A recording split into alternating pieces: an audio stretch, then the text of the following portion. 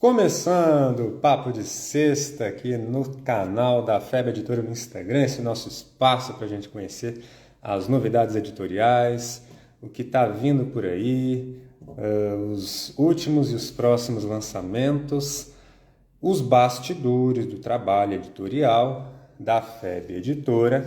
E a gente vai contar aqui com a presença de um amigo nosso, colaborador voluntário na FEB. Max Lânio já está chegando aqui conosco para a gente ter esse rápido bate-papo, aqueles 30 minutinhos para a gente se atualizar do que está acontecendo no âmbito da FEB Editora. Tá aí ele. Max, tudo bem, Max? Bem-vindo. Ô, Pedro, tudo bem? E você? Muito obrigado. Tá me ouvindo bem, Pedro? Tô te ouvindo bem, só não tô te vendo muito bem, que a sua câmera você tá um pouquinho baixo aí. Olha Eu estou só. ajustando aqui. Acho que vai ter que ser assim. Vê se você consegue ver agora. Ah, tá ótimo. Tá ótimo, Max. Ótimo. Que É, bom, eu estou viu? montando ela aqui agora e não sabia qual que era a posição ideal, mas agora acho que deu. Tá tudo bem dessa forma? Perfeito. Tá Tá ótimo, te ótimo. ouvindo, te vendo. Que bom te reencontrar, viu, Max? E a gente está aqui contando com a presença aqui de alguns amigos, algumas amigas que vão aqui chegando com a gente. Sejam todos muito bem-vindos aqui para essa conversa, esse bate-papo. E olha, esse é o nosso espaço aqui, né, Max, para a gente conversar sobre essas novidades todas, né?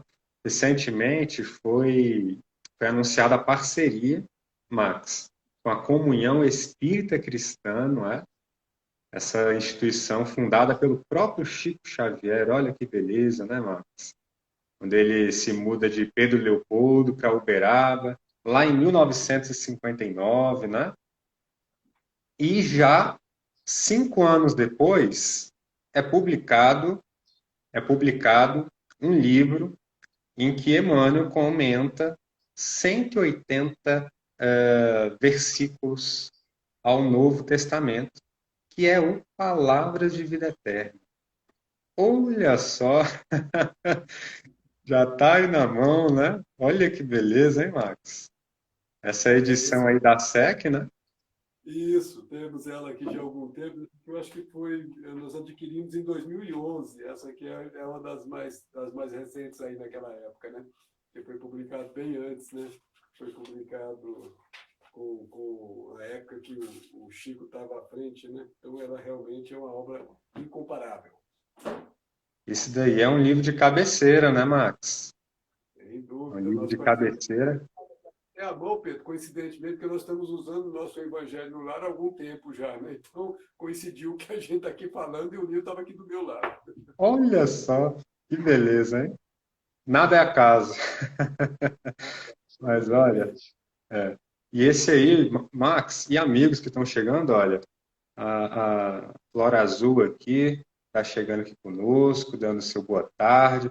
Pessoal, vão colocando aqui nos comentários de onde vocês estão falando, para a gente saber as regiões do Brasil que estão aqui presentes aqui conosco no Papo de Sexta. Então, foi anunciado hoje, hein, Max, que o Palavras de Vida Eterna é o primeiro livro a ser editado já pela parceria da FEB e a SEC.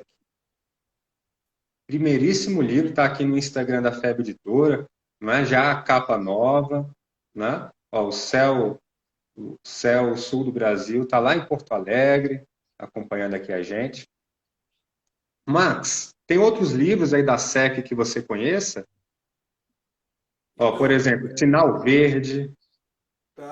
tá aqui do nosso lado, aqui na minha frente, vocês não veem, mas tem uma biblioteca aqui na minha frente. Minha mão não alcança todos, mas o sinal verde está aqui à minha direita, está aqui também na época. É um livro, aliás, se você for um livro de cabeceira, esse é um livro de orientação, né? O que fazer, o que não fazer, para aquele espírita que tem dúvidas. Nossa, esse sinal verde é uma bênção, né? Exatamente, né? Que ação nossa recebe um sinal verde, que ação nossa recebe um sinal amarelo, um sinal vermelho, né? É uma Vamos ver se eu beleza, né? encontro ele olhando para cima, mas ele está bem mais em cima. Deixa para lá. Olha. Mas tem muitos outros, né? Olha, Sinal Verde, Coragem também, tudo do Chico Xavier, né? Que vai vir em breve aí, em nova edição nessa parceria. E novos projetos editoriais também, né, Marcos? Assim, né? Miolo, nova capa, é uma beleza, né? Ideal espírita, olha quanta coisa boa, né? Trovas do Mais Além, opinião espírita. E a Irani, Max, eu não sei de onde que você é, de qual estado que você nasceu. A Irani, olha, ela está falando lá de Recife, o Ricardo está no Sergipe, lá na cidade de Aracaju. A nossa amiga aqui, Flora Azul, está de Ituverara, Ituverava, em São Paulo. A nossa amiga Vovó Fofuxa também está aqui presente, lá de Londrina, Paraná. Elizabeth Borges está lá do Rio de Janeiro. A Moreira Matheus está lá em Bagé, Rio Grande do Sul. Que beleza. Você é de onde, Max? Você está aqui em Brasília, mas é de onde?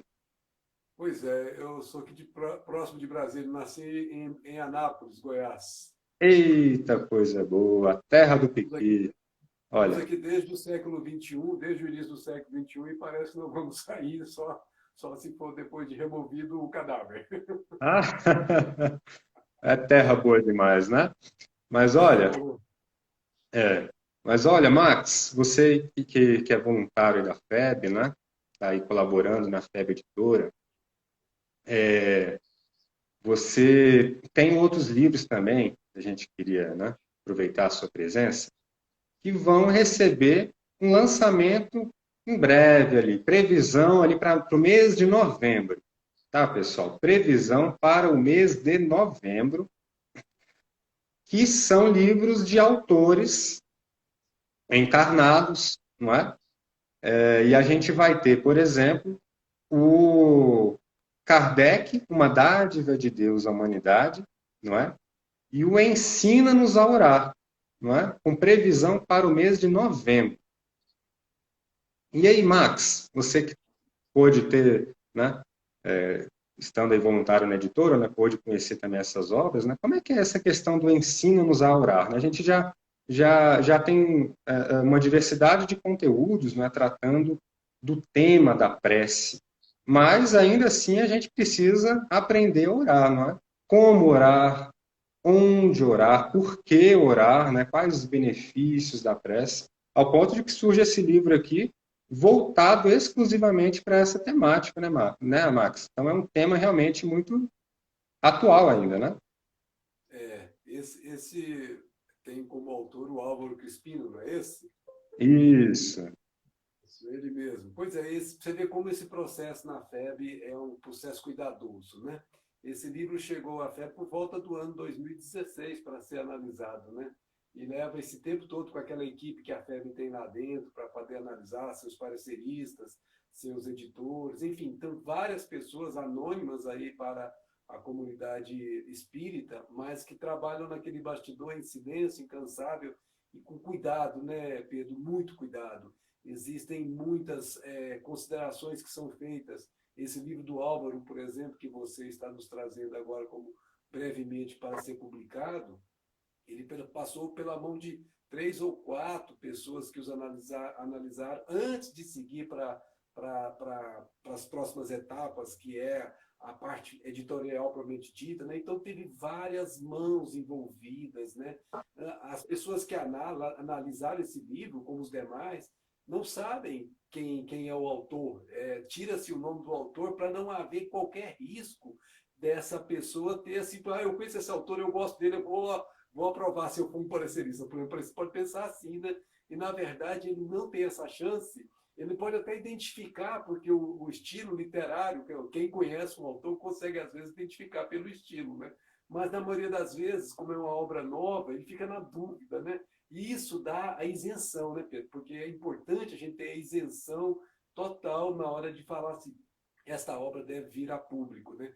E um parecerista pode falar isso, o outro pode falar diferente, eles são obrigados a conversarem novamente sobre as diferenças e ver se a interpretação de um lado pessoal ou de um lado que o outro não enxergou. Enfim, é um processo muito rico, né, que faz com que as pessoas consigam atender aquela demanda de não deixar o personalismo fazer parte daquela decisão que é fundamental para os termos que se pretende, que é uma obra que seja rica e que possa atingir um público o máximo possível. Notadamente essa obra, né, Pedro, que fala de oração, né? Se as pessoas soubessem, e Álvaro faz isso muito bem, eu tive a oportunidade de conhecer essa obra também, o início dela, a época que a gente está trabalhando lá no apoio, aquela coisa toda, eu tive a felicidade de vê-la. E a gente vê lá claramente que ele traz maneiras de você fazer a oração e que remete a pessoa ao encontro com o mais alto, né? Ao encontro com a espiritualidade superior, ao encontro com Deus, né? Então, assim, é uma obra que eu tenho certeza que a hora que vier vai atrair muita gente que ainda tem dificuldade para compreender a oração e terá nessa obra um roteiro provavelmente muito bom para seus passos futuros, né? Exatamente, né? Esse livro, que está com essa previsão para o mês de novembro, né? Mas aqui a gente já está antecipando, né? Para a gente já começar a ter esse gostinho aqui da obra, não é? E o Álvaro Crispino ele vai mostrar para a gente, não é? A importância da prece, porque ela nos influencia em diversos aspectos da vida, não é? Inclusive no desenvolvimento da própria mediunidade. Olha a elasticidade, não é? Que a prece alcança, não é? Então, Max, é uma beleza, realmente, né? Um livro que vai buscar, assim, mostrar para a gente o significado da oração do Pai Nosso, não é? Por que que essa oração é tão importante? Uma oração tão concisa, né, Max? Tão enxuta, não é? Mas que abrange tantos aspectos da vida, né? E o Álvaro Crispino, então, a partir disso, ele mostra para a gente por que de orar, o como orar, não é? Onde, não é? Uma beleza, né? E Com você falou, né? certeza.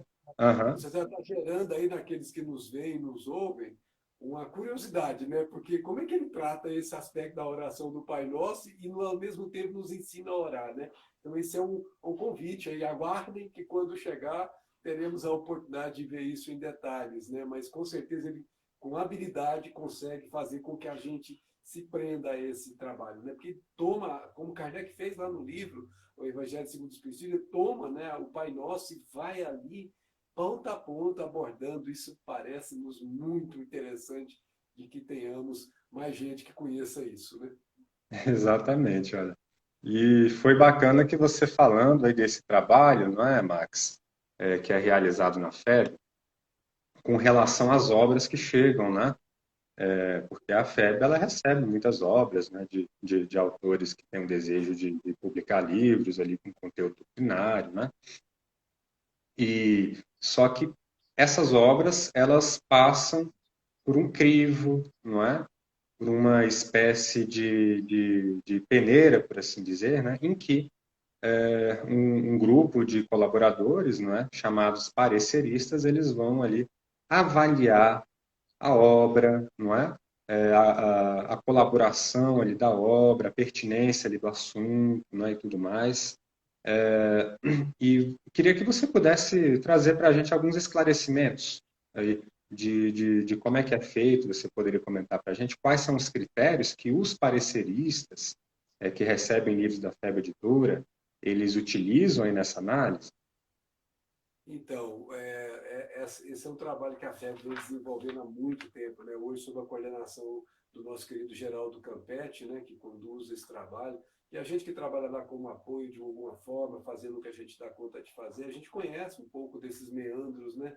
E são critérios que são bastante consistentes, né? Por exemplo, quanto ao conteúdo, se leva em conta o conteúdo, se está tendo concordância com os princípios fundamentais da doutrina espírita.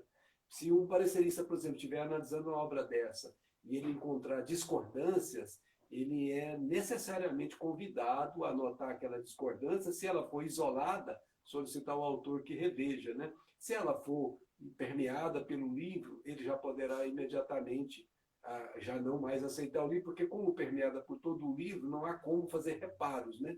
Quando ela é pontual, foi um descuido ou foi uma falta de percepção desse ou daquele ponto, ou por outra razão qualquer que seja, esse parecerista que analisa, como a gente sabe, ele tem essa condição de apontar um determinado local que ele encontrou como não concordante, assim como os demais, e quando é uma não concordância bastante clara, por exemplo, os demais parecistas identificam a mesma coisa. E nós lembramos que lá, segundo como é feito na FEB, no mínimo dois pareceristas analisam a mesma obra. Muitas vezes três, muitas vezes quatro pareceristas, dependendo dos casos, dependendo da obra.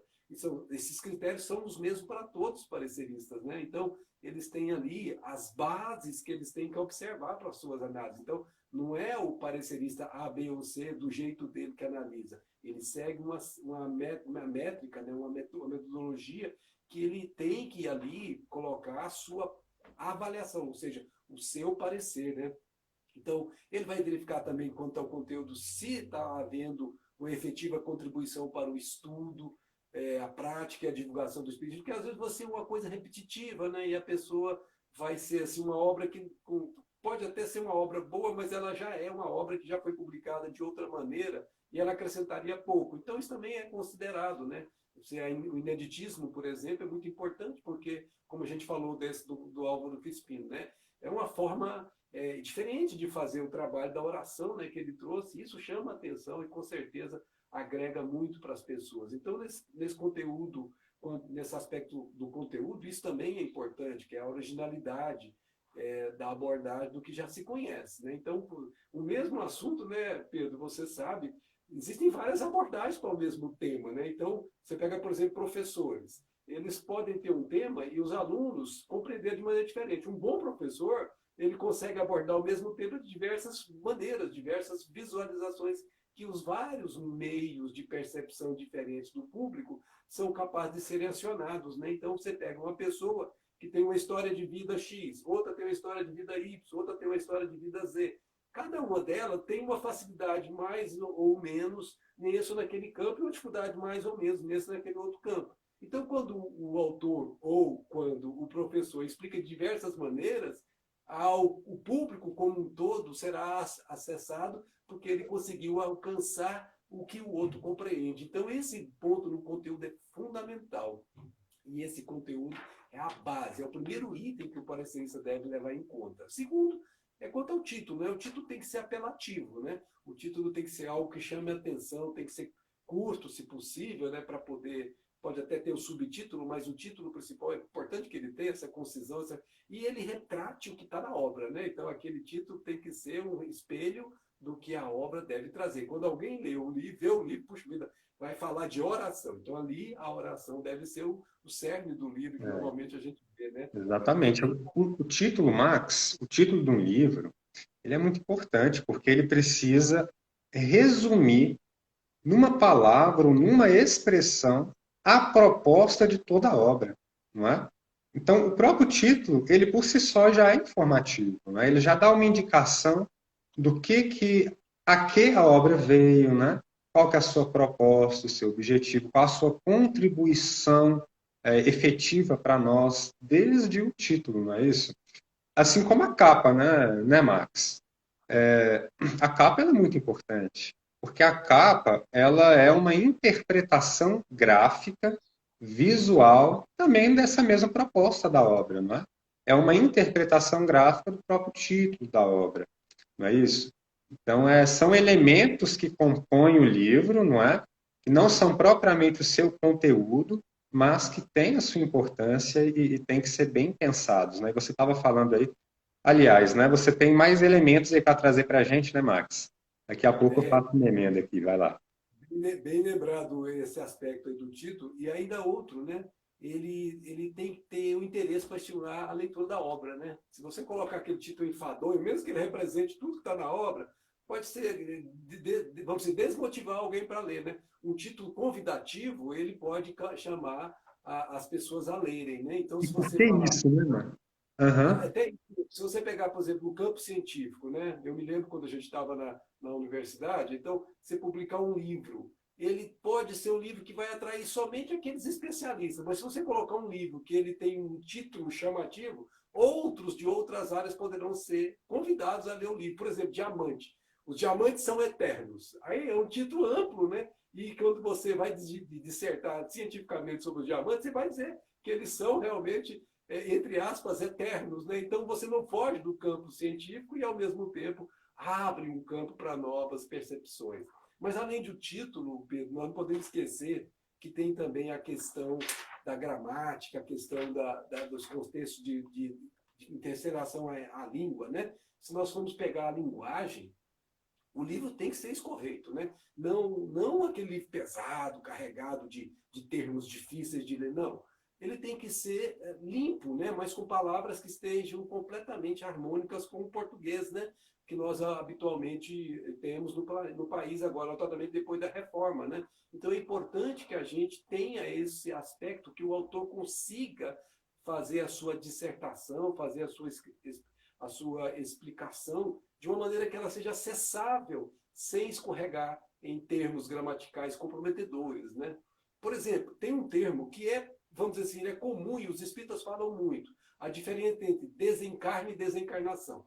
Nós preferimos, por exemplo, a palavra desencarnação porque ela é mais elevada. Então, houve um desencarne, houve uma desencarnação, fica mais elegante. Não é que o desencarne está errado, mas se você puser a desencarnação, dá um chamativo melhor. Não quer dizer que se você colocar desencarne está errado, não é isso. Então são assim, pequenas coisinhas que quando você vê a obra como um todo, isso faz diferença na facilidade e vamos dizer assim, na clareza da obra, né? Para uma pessoa ler e ler com fluidez e ler com aquilo que se chama português acessível, não obstante um português decente, né? Um português que não tenha um nível de linguagem que sejam, vamos dizer assim, aquele nível de linguagem que a gente usa no WhatsApp, por exemplo, reduz as palavras. Não, o português tem a qualidade da língua, que é a nossa língua materna, que precisa ser obedecida, né, Pedro? É isso mesmo, né, meu amigo? E eu estava pensando aqui, enquanto você trazia esses esclarecimentos, de que esses critérios, assim, não é, que os pareceristas, aliás, para quem está chegando por agora, a gente está aqui conversando, né? O Max ele é colaborador da FEB, né? Estamos aqui conversando sobre próximas novidades aí que vão surgindo, né, aqui na FEB, editoriais, né, próximos livros e tudo. E aí a gente acabou entrando nesse assunto de como é que é feita essa seleção de livros para serem publicados, né? Porque a FEB ela recebe uma diversidade de títulos, né? Com a proposta de serem publicados e tudo, né? Eu estava aqui pensando nesse critério, Max, dos pareceristas aí, não é, para avaliar as obras. Esses critérios, a gente que é leitor, não é? Tem que ter também, ao ler uma obra, não é? Esse senso crítico, não é isso? É um exercício aí que todos nós precisamos executar, né? Perfeito, Pedro. Você lembrou uma coisa importantíssima. Mesmo a equipe da FEB se devotando ao trabalho, não significa que a equipe da FEB não erre, né? Pode ser que passe um termo, passe uma forma ortográfica escrita de maneira inadequada. Então a gente pede, inclusive, como você bem colocou, que os leitores sejam proativos e auxiliem a FEB. Se encontrar erros, mandem para a comissão editorial aquilo que foi identificado, que isso fará com que na próxima revisão aquilo seja acertado. Então, quando nós fazemos com 1000 mãos, 1 milhão de mãos, a gente consegue um trabalho cada vez mais elevado. Então, é sempre bom a gente olhar o livro com olhos de alguém que está avaliando a obra também, né? Porque a gente vai encontrar ali oportunidade de melhorar. E nenhum autor de bom nível, ele se incomoda com sugestões para melhorar a sua Olha obra. só, né? Agradecer por alguém que viu o que ele não tinha conseguido ver, né? Então, amigas e amigos que nos ouvem, nos veem, se vocês leem os livros e encontrarem coisas que vocês acham que podem ser melhoradas, façam, porque vai ter uma comissão dentro da FEB que vai analisar a sua sugestão e, com certeza, ela deve ser considerada quando oportuna, né? Exatamente. E olha, não tem melhor maneira de aprendizado também, não é? Do que exercitar isso, né? Essa atenção, né? Esse senso crítico na hora da leitura. Olha, Irã está aqui com a gente, Max, o Ronaldo, a Elaine, nossa amiga Elaine, Cap, também está aqui nos dando as honras da sua companhia. Olha que coisa boa, né? Muitos outros aqui, amigos, também aqui participando, acompanhando. E, Max, e já para o leitor, não é? Todos somos leitores, né? Mas e para aquele espírita que tem esse desejo assim de contribuir com a preparação de uma obra, não é? Você tem alguma orientação para dar para que haja essa contribuição por meio dessa possível obra que a pessoa está desejando escrever? Então, Pedro, isso é um ponto bastante importante que você levantou, né? a FEB está aberta a receber todas as obras que sejam ela enviadas. Então, se você sente que você está agora inspirado para escrever uma obra e você sente que a obra irá contribuir e você está se sentindo bem nesse trabalho, é da sua alçada, você consegue fazer isso bem, nossa, mande o seu trabalho para a FEB. E aí, dentro das limitações que a FEB tem, como toda a estrutura editorial tem, a sua obra vai ser analisada. E se ela for, obviamente, uma obra compatível com esses princípios que a FEB tem como referências para suas publicações, seguramente ela pode estar vindo a ser, no futuro, como a obra de Mário Frigério, que vai ser outra obra que nós vamos publicar em breve também, que ele já publicou por nós, ou como falamos agora há pouco do Álvaro Crispino, né? Então, sim, passa a ser um colaborador do Espiritismo no Brasil, usando o veículo FEB, usando a Casa Mater do Espiritismo como uma divulgação. E essa divulgação é levar esse Espiritismo a mais pessoas, através da sua maneira de escrever, do seu jeito de entender e explicar. Nossa, isso é uma bênção para o Espiritismo como um todo, né? Então, a FEB agradece muito aqueles que desejarem contribuir nesse sentido, e nós esperamos com todo o coração as obras para analisarem com todo o respeito e com todo o cuidado que a equipe lá da nossa Federação Espírita Brasileira tem para fazer, gente. É isso mesmo, né? Que beleza, olha só, os esclarecimentos aí do Max, né? Esses livros que foram mencionados, né? O Ensina-nos a Orar, do Álvaro Espino, e também esse outro título do Mário, a respeito de Kardec, né? São previsões lá para o mês de novembro, tá bem, pessoal? Ainda estão sendo trabalhados, né? Ainda estão nesse processo ali da editoração, na FEB, né? Mas a partir de novembro há essa perspectiva para que eles possam ser publicados e estar disponíveis, tá bem? Inclusive esse livro aí, não é, do Mário Frigério, é uma biografia, né, uma espécie de biografia de Allan Kardec, não é? Mas não do Kardec histórico, não é? Do Kardec doutrinário, não é isso? Analisando ali os textos dele, não é? É uma beleza, né Max? Essa obra em particular também tivemos acesso a ela dentro desse trabalho que a gente faz lá como apoio, como colaborador, e sempre que podemos estamos ali arrancando um pouquinho para o nosso aprendizado, né? E essa você, se tiver a oportunidade, quando for publicada, Mário já é bem conhecido, já tem várias obras publicadas pela Federação Espírita Brasileira, como por outras editoras, então nós não temos nenhum elemento adicional para falar sobre ele, é um autor que se fala por si mesmo. Então aguardem que no momento em que ela vier, como o Pedro falou, olha, você vai conhecer coisas da moral de Kardec que é importante a gente saber, e que Mário, com a sua habilidade para escrever e para buscar essas informações, o pesquisador nato, trouxe-nos esses elementos que serão muito, muito bem-vindos para todos nós. Eita coisa boa, muita coisa boa vindo por aí, não é? A gente que já está chegando aqui no finalzinho do ano, mas o ano aqui para a FEB não acabou ainda não. Já tem muita coisa para vir, muito livro para ser lançado nessa divulgação da doutrina espírita, né? Livros de Chico Xavier, né? A gente estava falando aqui agora de Palavras de Vida Eterna também, né? Na parceria com a Comunhão Espírita Cristã. Olha aí que beleza, né? E está vindo Livros aí já em nova edição, né? A capa já divulgada, está aqui no Instagram da editora, quem ainda não teve a oportunidade de conhecer a nova capa. E muitas coisas, muitas boas novas ainda surgindo. E Max Lane, obrigado, viu, amigo? Aqui pela sua presença, seus esclarecimentos, a sua disposição, a sua disponibilidade de estar aqui com a gente. E o nosso agradecimento também se estende, né? A cada pessoa, a cada amiga, a cada um que compartilharam um pouquinho aqui do seu tempo para acompanhar essa conversa aqui conosco. E fica o convite para sexta-feira que vem, papo de sexta, 12h34, 1234, toda sexta-feira, estaremos aqui, a FEB Editora, trazendo as suas novidades, os bastidores do seu trabalho. E a gente deseja, né, Max, para todos aqui presentes, um bom fim de semana, cheio de leitura, um livro espírita na mão, né? E transmitindo também o nosso forte abraço.